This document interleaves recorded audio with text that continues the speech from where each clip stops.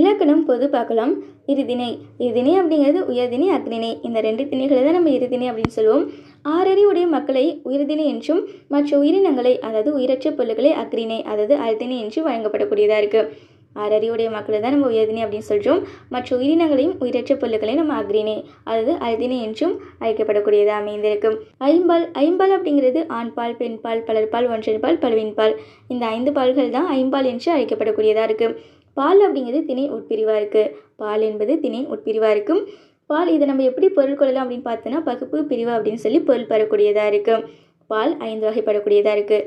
அதான் உயர்திணையில் நம்ம ஆண்பால், பெண்பால், பலர்பால் அப்படின்னு 3 பிரிவுகளுடையதாகவும், அக்ரிணையில் ஒன்றன்பால், பலவின்பால் என 2 பிரிவுகளுடையதாகவும் ஐம்பாலானது அமைந்திருக்கு.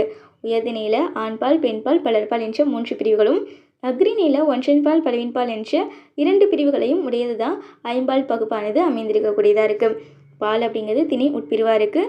பால் இதுக்கு எப்படி பொருள் கொள்ளலாம்னு பார்த்தோன்னா பகுப்பு பிரிவு அப்படின்னு சொல்லி பொருள்படக்கூடியதாக அமைந்திருக்கு. உயர்திணைக்குரிய பால் பகுப்புகள் எப்படி இடம்பெற்றிருக்கு அப்படின்னு பார்க்கலாம். வீர, அண்ணன், மருதன் அப்படிங்கிறது ஆண்பாலாகவும், மகள், அரசி, தலைவி அப்படிங்கிறது பெண்பாலாகவும், மக்கள், பெண்கள், ஆடவர் அப்படிங்கிறது பலர்பாலாகவும் இடம்பெற்றிருக்கக்கூடியதாக இருக்குது. இதுவே அக்ரிணையில பால் பகுப்புகளானது அக்ரிணையில் ஒன்று குறிப்பது ஒன்றன்பாலாக இருக்குது. எடுத்துக்காட்டு யானை, புறா, மலை. அக்ரிணையில் ஒன்று மட்டும் குறித்ததுன்னா அது ஒன்றன்பாலாக இருக்கும். எடுத்துக்காட்டு யானை, புறா, மலை. அதே அக்ரிணையில் பலவற்றை குறிப்பது பலவின்பாலாக இருக்கும். எடுத்துக்காட்டு பசுக்கள், மலைகள். அக்னியில் பலவற்றை குறிப்பது பலவின்பாலாக இருக்கும். எடுத்துக்காட்டு பசுக்கள், மலைகள். அடுத்தது மூவிடம். மூவிடம் தன்மை, முன்னிலை, படர்க்கை என்று 3 வகைப்படக்கூடியதாக இருக்குது. மூவிடம் தன்மை, முன்னிலை, படர்க்கை என்று 3 வகைப்படக்கூடியதாக இருக்குது. இடம், பெயர், வினை மற்றும் அதற்கான எடுத்துக்காட்டு கொடுத்துருக்காங்க. என்ன அப்படின்னு பார்க்கலாம். இடம் தன்மை. அதுக்கான தன்மை பெயர்கள் எப்படி இருக்குன்னா நான், யான், நாம், யாம் அப்படின்னு இடம்பெற்றிருக்கக்கூடியதாக இருக்குது. அதே தன்மையில் தன்மை வினைகளானது அதுக்கான எடுத்துக்காட்டுகள் என்னென்னு பார்த்தோன்னா வந்தேன், வந்தோம் அப்படின்னு இடம்பெற்றிருக்கக்கூடியதாக இருக்குது. முன்னிலையில் முன்னிலை பெயர்களை நீ, நீர், நீவீர், நீங்கள் அப்படின்னும், முன்னிலை வினைகளானது நடந்தாய், வந்தீர், சென்றீர்கள் அப்படின்னும் இடம்பெற்றிருக்கக்கூடியதாக இருக்குது. படற்கையில் படற்கை பெயர்களானது அவன், அவள், அவர், அது, அவை அப்படின்னும், படற்கை வினைகளானது வந்தான், சென்றார், படித்தனர், பேசினார்கள், பறந்தது, பறந்தன என்றும் இடம்பெற்றிருக்கக்கூடியதாக இருக்குது. இடம் 3 வகைப்படக்கூடியதாக இருக்குது. தன்மை, முன்னிலை, படற்கை. தன்மையில் தன்மை பெயர்கள், தன்மை வினைகளுக்கான எடுத்துக்காட்டுகள் பார்த்துக்கோங்க. முன்னிலையில் முன்னிலை பெயர்கள், முன்னிலை வினைகள். படற்கையில் படற்கை பெயர்கள், படற்கை வினைகள் எப்படி இடம்பெற்றிருக்கு அதுக்கான எடுத்துக்காட்டுகள் என்ன அப்படின்ட்டு பார்த்துக்கோங்க. அடுத்தது வழு, வழா நிலை, வழு அமைதி அப்படின்னா என்னென்னு பார்க்கலாம். இலக்கண முறையுடன் பிழையின்றி பேசுவதும் எழுதுவதும் தான் வழாநிலை என்று அழைக்கப்படக்கூடியதாக இருக்குது. இலக்கண முறையுடன் பிழையின்றி பேசுவதும் எழுதுவதும் வழாநிலை என்று அழைக்கப்படக்கூடியதாக இருக்குது. இதே இலக்கண முறையின்றி பேசுவது எழுதுவதும் தான் வழு என்று அழைக்கப்படக்கூடியதாக இருக்குது. இலக்கண முறையின்றி பேசுவதும் எழுதுவதும் வழு என்று அழைக்கப்படக்கூடியதாக இருக்கும்.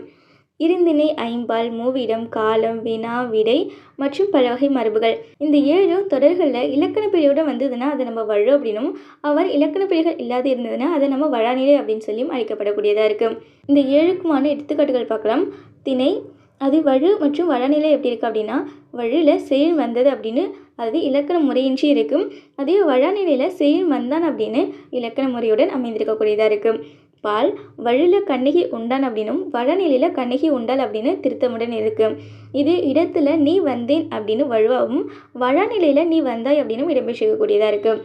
காலம் நேற்று வருவான் அப்படின்னு வழுலையும் நேற்று வந்தான் அப்படின்னு வழநிலையிலும், வினாவில் ஒரு விரலை காட்டி சிறியதா பெரியதா என்று கேட்டல் வழு அப்படின்னும், 2 விரல்களை காட்டி எது சிறியது எது பெரியது என்று கேட்டல் வழநிலையும் இடம்பெற்றிருக்கும். விடையில் கண்ணன் எங்கே இருக்கிறார் என்ற வினாவிற்கு கண்ணாடி பைக்குள் இருக்கிறார் என்று விடையளித்தல் வழுவாகவும், கண்ணன் எங்கே இருக்கிறார் என்ற வினாவிற்கு கண்ணன் வீட்டிற்குள் இருக்கிறார் என்று விடையளித்தல் வழாநிலையாகவும் இருக்கும். மரபுல தென்னை மரங்கள் உள்ள பகுதியை தென்னந்தொட்டு என்று கூறுதலாகவும், வழநிலையில் தென்னை மரங்கள் உள்ள பகுதியை தென்னந்தோப்பு என்று கூறுதல் வழநிலையிலும் இடம்பெற்றிருக்கக்கூடியதாக இருக்கும்.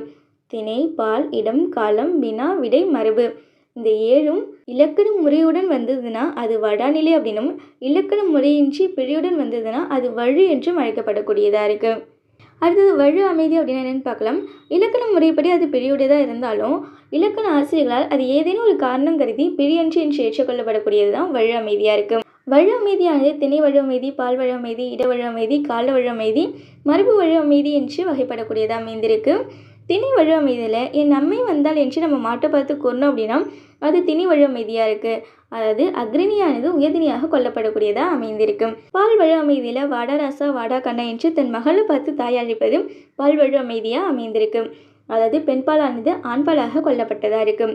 இடவழு அமைதியில் மாறன் அப்படிங்கிறவங்க தன்னை பற்றி பிறரிடம் கூறும்போது இந்த மாறன் ஒரு நாளும் பொய் கூற மாட்டான் என்று தன்மை இடத்தை படுக்கை இடத்தில் கூறுவது இடவழு அமைதியாக அமைந்திருக்கு. அதாவது மாறன் அப்படிங்கிறவங்க தன்னை பற்றி பிறரிடம் கூறும்போதும் இந்த மாறன் ஒரு நாளும் பொய் கூற மாட்டான் அப்படின்னு தன்மையினை படுக்கை இடத்தில் கூறுவதுதான் இடவழு அமைதியாக அமைந்திருக்கும். அடுத்தது காலவழு அமைதி. குடியரசுத் தலைவர் நாளை தமிழகம் வருகிறார். இந்த தொடரானது குடியரசுத் தலைவர் நாளை தமிழகம் வருவார் அப்படின்னு தான் அமையணும். ஆனால் அவர் அமையலை. இருந்தாலும் இதை நம்ம பெரியாக கருதுவது கிடையாது. ஏன்னா அவர் வருவது அப்படிங்கிறது உறுதியாக இருக்கும். அதனால் இது காலவழு அமைதியாக அமையப்பட்டதாக அமைந்திருக்கும். அடுத்தது மரபு வழி அமைதி. கத்தும் குயிலோசை சற்றே காதில் பட வேணும். பாதியில் பாடிய பாடலடிகளாக இருக்கும். குயில் கூவம் அப்படிங்கிறது மரபு. ஆனால் இங்கே குயில் கத்தும் அப்படின்னு மரபு வழுவாக அமைந்திருக்கும். அதாவது குயில் கத்தும் அப்படின்னு கவிதையில் இடம்பெற்றிருப்பதனால இது மறுவழு அமைதியாக ஏற்றுக்கொள்ளப்பட்டதாக இருக்கும். வழு அமைதி அப்படிங்கிறது இலக்கண முறைப்படி பிழையுடையது தான். இருந்தாலும் அது இலக்கண ஆசிரியர்களால் ஏதேனும் ஒரு காரணம் கருதி பிழையன்றி என்று ஏற்றுக்கொள்ளப்பட்டது தான் வழு அமைதியாக இருக்கும்.